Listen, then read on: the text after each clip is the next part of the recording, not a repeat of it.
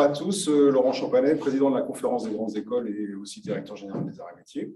Merci de nous avoir rejoints en distanciel pour ceux qui sont chez eux et puis en présentiel pour ceux qui nous ont rejoints dans les salons de l'Hôtel des Arts et Métiers. Je profite pour remercier la Société des ingénieurs arts et métiers de nous héberger ce soir et s'occuper de la partie logistique et technique. Merci aux personnes qui sont en manette.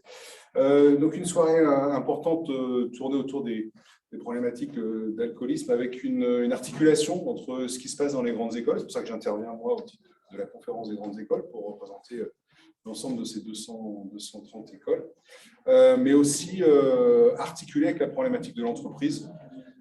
Ce que les grandes écoles partagent, c'est que tout ce qu'elles font en leur sein avec leurs étudiants est préparatoire à la vie professionnelle et tout ce qu'on peut essayer de déminer, de sujets qu'on peut faire avancer. Je sors d'une intervention sur la question du handicap, peut être favorable à améliorer la situation, ce qui se passe dans les entreprises. Donc, on estime que ce sont des sujets à forcément traiter entre les écoles, les entreprises, les étudiants. Je salue les étudiants qui sont dans la salle. Et puis les spécialistes. C'est ce qui me permet de passer la parole tout de suite à Laurence Côté, qui est dictologue et qui va nous éclairer sur ces problématiques. Merci, bonne soirée. Merci, Monsieur le Président. Juste une chose, je ne suis pas addictologue.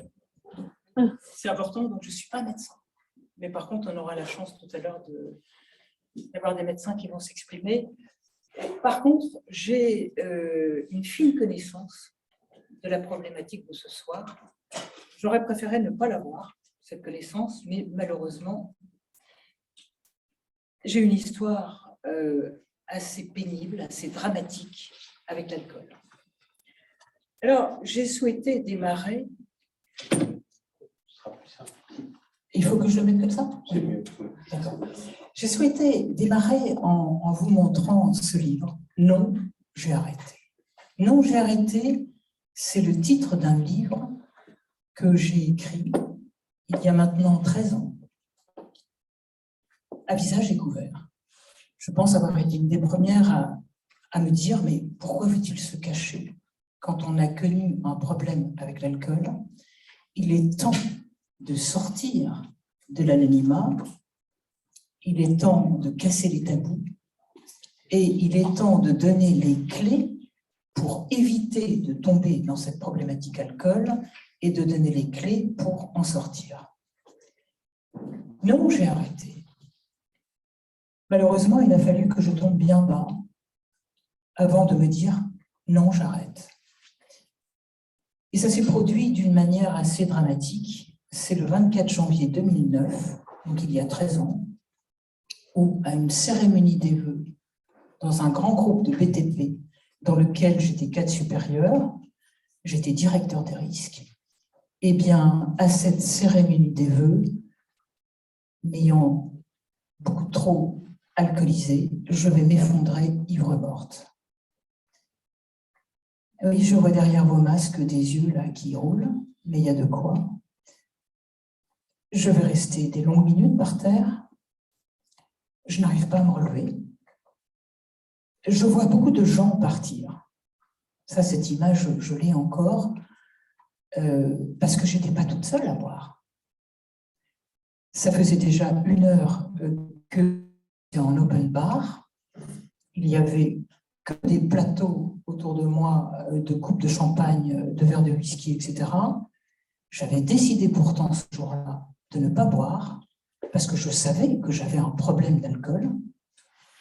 J'avais tout fait pour ne pas aller à cette cérémonie des vœux. C'était le 24 janvier. Dans les responsabilités qui étaient les miennes, j'en avais 7 de cérémonie des vœux. J'ai évité les 6 premières et la 7e m'a été fatale. Alors je reste par terre. Heureusement, une personne va me relever. Je vous passe les détails.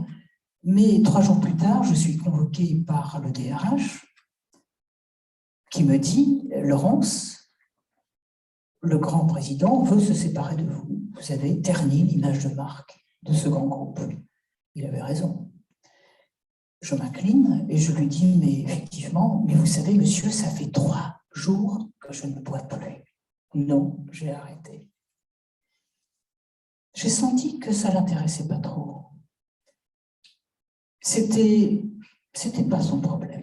Le problème pour lui, l'urgence, c'était de régler mon départ. Et d'ailleurs, il a été réglé rapidement par la signature d'une rupture conventionnelle qui finalement est une manière élégante de prendre fin de la personne sans énoncer le motif. Par contre, je lui ai quand même dit, mais monsieur, est-ce que vous saviez que j'avais un problème avec l'alcool? Et il m'a dit, oui, vous aviez été mis sous surveillance.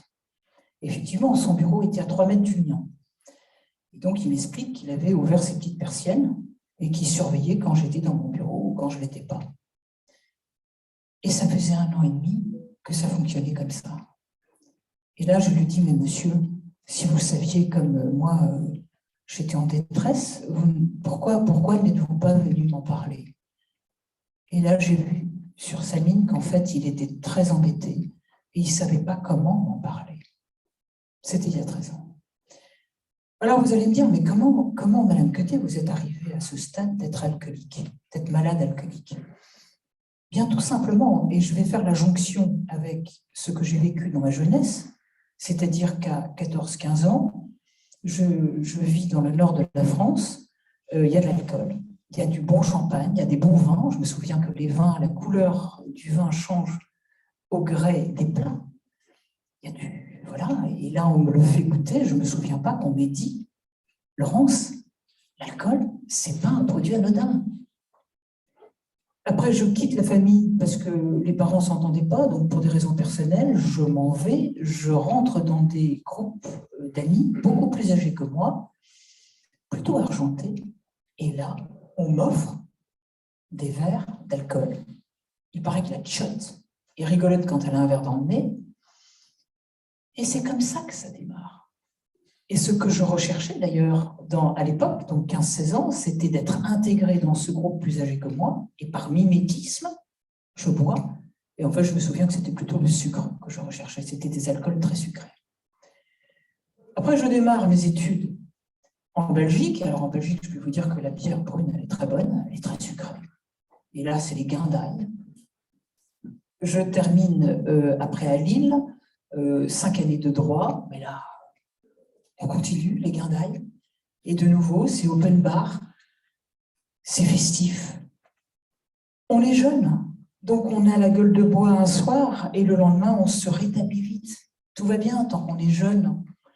J'ai été témoin de quelques comas éthyliques. Moi, je n'ai pas connu les comas éthyliques, mais par contre, je me souviens très bien que vers 5 heures du matin, j'arrive pas à dormir tellement ça tourne dans la tête. Et je fais exprès d'insister parce qu'aujourd'hui, les jeunes jouent avec l'alcool. C'est le fameux jeu que l'on appelle le binge drinking, c'est-à-dire la défonce express. Et finalement, c'est le même résultat, sauf que les jeunes qui jouent actuellement, c'est boire le plus possible en un court laps de temps et tomber le moins rapidement par terre. Moi, à l'époque, c'était un peu pareil, sauf qu'on démarrait à 19 h, on terminait à 5 h du matin, mais l'état est le même. On est complètement shooté à l'alcool. Mais tout va bien quand on est jeune, on récupère. Après, je démarre une belle carrière, je démarre le 5 mai 1986 chez Vinci Énergie, dans le BTP. Et là, on va dire que je fais une belle carrière, sauf que mon alcoolisme augmente crescendo avec mes responsabilités professionnelles. Je suis juriste en plus, donc normalement, c'est une fonction qui n'appelle pas à boire de l'alcool. Je ne suis pas une commerciale, mais je n'ai que des pots d'entreprise ou des repas d'affaires. Je voyage beaucoup en France, y compris à l'étranger. Je travaille sur des sujets passionnants, je rencontre des gens passionnants et je continue d'ailleurs parce que j'adore le BTP, je suis une femme du BTP, sauf qu'il y a très peu de femmes dans le BTP. C'est un milieu d'hommes. Et donc, à nouveau, pour être accepté dans ce milieu d'hommes, par mimétisme, j'accepte le verre qui m'est offert. Et c'est comme ça que cet environnement professionnel succède à l'environnement familial, amical précédent. Et c'est comme ça qu'à 35 ans, je suis déjà vraiment dans l'alcool excessif. Et ensuite, à 35 ans, je vais vivre une souffrance dramatique. Je vais perdre mon mari dramatiquement. Il va décéder dans mes bras. Et là, c'est la souffrance qui fait que je vais utiliser cet alcool que j'ai l'habitude de boire, mais je vais l'utiliser cette fois-ci comme un psychotrope, comme un pansement que je mets sur une souffrance. Et il m'en faudra de plus en plus d'alcool pour supporter cette souffrance. Et en une année, je bascule dans la maladie alcoolique. Pourquoi aussi vite? Pourquoi en une année? Tout simplement parce que j'ai démarré très tôt. J'ai démarré à 15-16 ans. J'ai donc habitué mon cerveau, qui était en cours de maturation, à la molécule éthanol. Et j'ai donc appris par les médecins addictologues que c'est comme ça, en démarrant très jeune, on prépare le terrain d'une éventuelle dépendance. Et donc, en une année, à 36 ans, je suis alcoolique. Alors, alcoolique, la définition pour moi, elle est simple. Être alcoolique, c'est être obsédé par l'alcool. C'est à cet instant présent, si je l'étais encore, je serais venu et j'aurais déjà pris quelques verres d'alcool, histoire de ne pas trembler. Et j'aurais qu'une idée, c'est terminer la conférence pour aller dans un lieu seul, continuer à boire. C'est ça, être alcoolique. Et très souvent, on termine seul. Et pourtant, de 36 à 48 ans, donc le jour où je m'effondre, j'ai dû gérer cet alcoolisme. Alors, je l'ai fait tant bien que mal. Il arrivait à un moment, mes collaborateurs me disaient « Dis donc, Madame Côté, ça commence à jaser, on vous a repéré, il paraît que vraiment les gens disent que vous avez une sacrée descente. » Alors à ce moment-là, je m'organisais de telle manière que j'essayais de tenir publiquement et de ne pas dépasser 2-3 coupes de champagne. Je quittais après la réunion ou le repas d'affaires et je retournais chez moi pour terminer seul. À la fin, on termine seul avec cette souffrance d'être alcoolique. Et à la fin, un jour ou l'autre, le corps vous lâche. Le corps n'en peut plus. C'est exactement ce qu'il a fait au sens propre. C'est le jour où je m'effondre. Alors c'est vrai que sur l'instant, sur le moment, c'est pas agréable.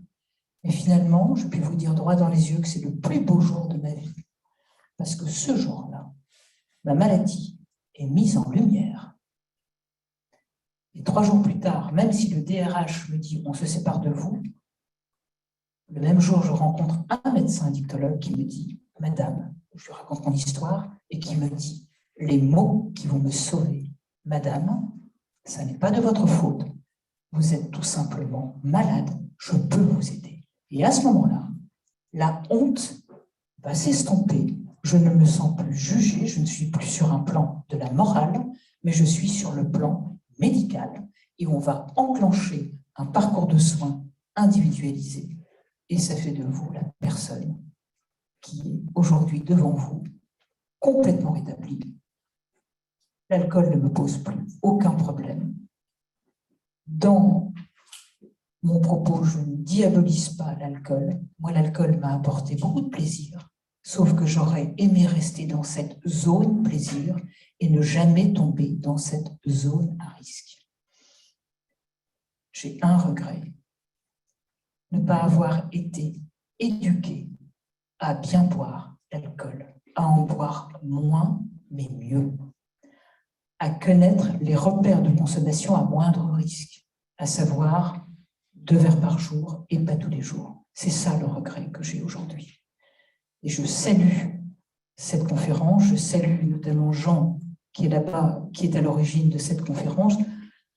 Monsieur le Président, je salue tout le monde parce qu'il y a tant à faire, on n'a pas fait suffisamment. Et si, pour moi, ça n'est jamais un problème de re-raconter cette histoire que je ne souhaite à personne, je le fais parce que je me sens comme une lanceuse d'alerte.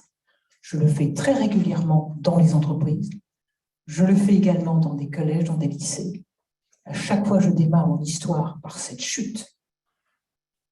Je touche le fond. Je peux vous dire que les petits collégiens, ils sont là, ébahis, parce qu'ils comprennent que ce n'est pas une question de culture, d'intelligence, de couleur de peau, de religion. Ça peut arriver à tout le monde. L'alcool, c'est 41 000 personnes par an qui décèdent dans notre pays. Ce sont des personnes qui touchent le fond qui resteront au fond ou, si elles se relèvent, auront des séquelles physiques et neurologiques. Voilà, je respecte mon timing, je crois, mais je pense en avoir déjà beaucoup dit. Et je vous remercie.